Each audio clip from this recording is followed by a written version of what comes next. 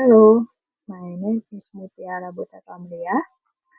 Now I want to tell about my little memorial about the most memorable holiday. One of the most memorable holiday when I was in Papua.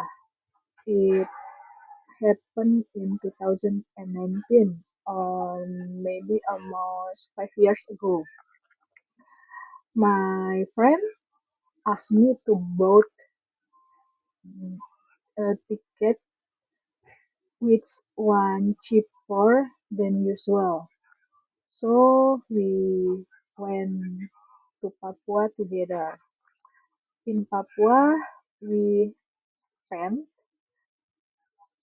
time together, such as traveling, snorkeling, climb to the top of hills, and enjoy the single moment in there. Why Papua? Because Papua would be the one of my big dreams.